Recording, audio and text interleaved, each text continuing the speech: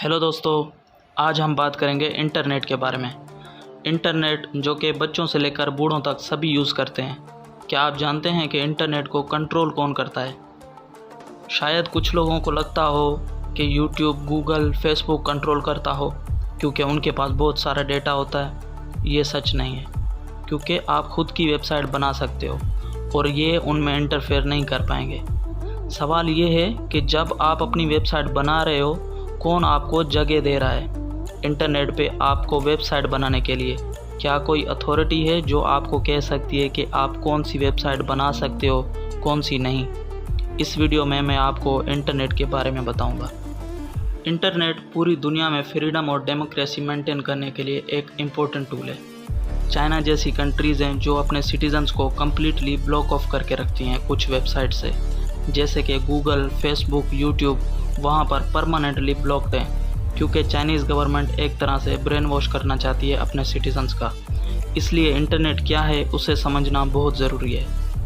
www.youtube.com ये एक URL है। इसमें जो YouTube है उसे कहेंगे डोमेन नेम और जो .com है उसे कहेंगे टॉप लेवल डोमेन। अगर आपको अपनी वेबसाइट बनानी है तो आपको अपना डोमेन नेम ख़रीदना पड़ता है, और कुछ वेबसाइट्स ऐसी होती हैं जो डोमेन नेम को बेचने का काम करती हैं, जैसे कि GoDaddy.com।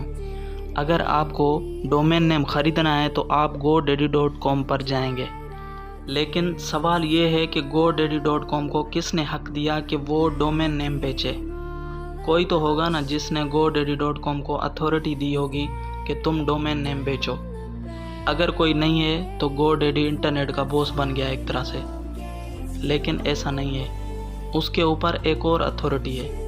उस अथॉरिटी का नाम है ICANN, internet corporation for assigned names and numbers. ये एक नॉन प्रॉफिट ऑर्गेनाइजेशन है जो कि लॉस एंजलिस में बेस्ड है। उसे आप कह सकते हो ये इंटरनेट की टॉप लेवल अथॉरिटी है। इसके पास पावर है कि ये GoDaddy.com जैसी वेबसाइट्स को हक दे डोमेन नेम्स को बेचने का। ये अथॉरिटी है जो डिसाइड करती है कि कौन सी वेबसाइट्स डोमेन नेम्स बेच सकती हैं। ये टॉप लेवल अथॉरिटी है जो डिसाइड करती है कि कौन से डोमेन नेम हो सकते हैं। .com हो सकता है, .in हो सकता है, .info हो सकता है, .gov हो सकता है। ये सब ICANN डिसाइड करता है।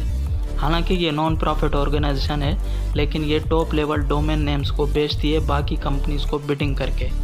जिन कंपनीज़ को बेचती है उन्हें रजिस्ट्रीज़ कहते हैं। ICANN की वेबसाइट पर आप जाकर देख सकते हो कि अलग अलग टॉप लेवल के डोमेन्स किस कंपनीज़ ने ख़रीद रखे हैं। उनको रजिस्ट्रीज़ कहते हैं। रजिस्ट्रीज़ के नीचे आते हैं रजिस्ट्रार्स। रजिस्ट्रार्स वो होते हैं जो GoDaddy.com जैसी कंपनीज़ जो top level domain plus domain name लोगों को बेच सकते हैं। तो क्या यहाँ ICANN पूरे इंटरनेट का बॉस हो गया? ऐसा नहीं है, क्योंकि इंटरनेट एक डिसेंट्रलाइजेशन नेटवर्क है। जो मोबाइल, जो कंप्यूटर इंटरनेट से कनेक्टेड हैं वो इंटरनेट को बनाता है। उसे सर्वर कह सकते हैं।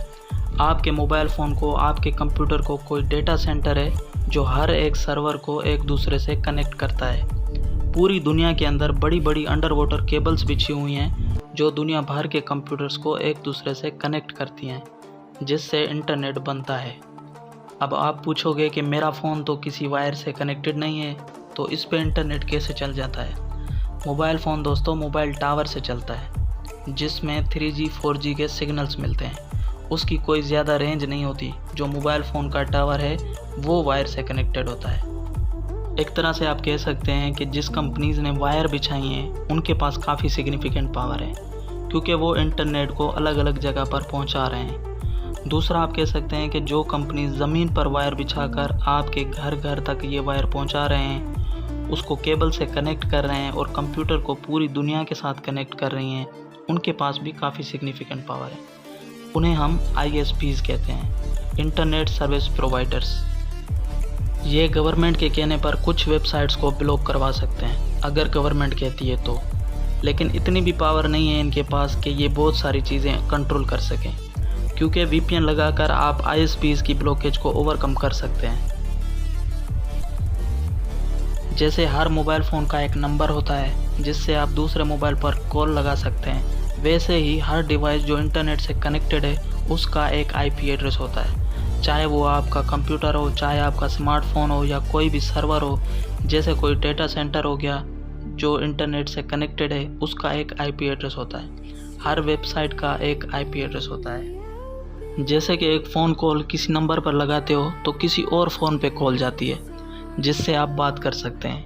ऐसे ही जैसे आप अपने ब्राउज़र में आईपी एड्रेस लिखते हैं तो किसी और सर्वर पे वो जाता है जो कि उस सर्वर की वेबसाइट जो आपको अपने कंप्यूटर पर दिखती है। अब आप कहेंगे कि डोमेन नेम लिखते हैं, आईपी एड्रेस तो नहीं लिखते। तो दोस्तों, डोमेन नेम आईपी एड्रेस से कनेक्टेड है। आईपी एड्रेस इंसान नहीं पढ़ सकते क्योंकि वो नंबर्स और डिजिट्स में लिखा गया है। तो डोमेन नेम एक ह्यूमन रीडेबल फॉर्म है आईपी एड्रेस का। जब आप ब्राउज़र में एक वेबसाइट का डोमेन नेम लिखते हैं तो उस डोमेन नेम को आईपी एड्रेस में कन्वर्ट करने वाली चीज़ होती है डोमेन नेम सर्विस यानी डीएनएस। कई बार इंटरनेट सर्विस प्रोवाइडर्स क्या करते हैं कि डीएनएस से ब्लॉक कर देते हैं किसी वेबसाइट को। जब आप डोमेन नेम लिखो तो वो उस आईपी एड्रेस से लिंक ही ना कर पाए। तो जो इंटरनेट सर्विस प्रोवाइडर का जो डीएनएस है वो आपको ब्लॉक कर रहा है किसी वेबसाइट पर जाने से। इसके लिए आप पब्लिक डीएनएस यूज़ कर सकते हैं। जैसे गूगल का डीएनएस होता है 8.8.8.8। आप अपने मोबाइल फ़ोन की सेटिंग पे जाके अपना डीएनएस चेंज कर सकते हैं और अपने कंप्यूटर की सेटिंग में जाकर डीएनएस चेंज कर दो और गूगल का यूज़ करने लग जाओ। तो जो ब्लॉक्ड वेबसाइट्स हैं वो अनब्लॉक हो जाएंगी। तो हम अपने सवाल पर वापस आते हैं कि ये किसका है इंटरनेट। सही जवाब है किसी का भी नहीं और हम सब का भी है, क्योंकि इंटरनेट तब चलता है जब ये डिसेंट्रलाइज्ड सिस्टम हो। और अगर आपको इंटरनेट का एक पार्ट ख़रीदना है तो आप तब कर सकते हैं जब आप अपनी वेबसाइट बनाओ। आप वेबसाइट कैसे बना सकते हो? डोमेन नेम ख़रीद कर। फिर आपको एक सर्वर ख़रीदना पड़ेगा जहां आपकी वेबसाइट को स्टोर किया जा सके। अब आप सोचोगे मैंने कहा था आपका मोबाइल, आपका कंप्यूटर सर्वर हो सकता है। जी बिल्कुल हो सकता है, लेकिन इसमें इतनी प्रोसेसिंग पावर नहीं होती, इतनी स्पेस नहीं होती कि पूरी वेबसाइट को स्टोर करे। और वो 24/7 नहीं चलता, आपका कंप्यूटर ना ही आपका फ़ोन। अगर वो 24/7 चलेगा तब ही औरों के लिए आपकी वेबसाइट 24/7 अवेलेबल रहेगी। इसलिए जनरली लोग क्या करते हैं, बड़ी बड़ी कंपनीज़ ने बड़े बड़े डेटा सेंटर्स बना रखे हैं, बड़े बड़े सर्वर्स बना रखे हैं अपने डेटा को स्टोर करने के लिए। तो ये थी इंटरनेट के हवाले से कुछ इन्फॉर्मेशन। अगर वीडियो पसंद आई तो लाइक, शेयर, सब्सक्राइब करें और बेल आइकन को प्रेस करें।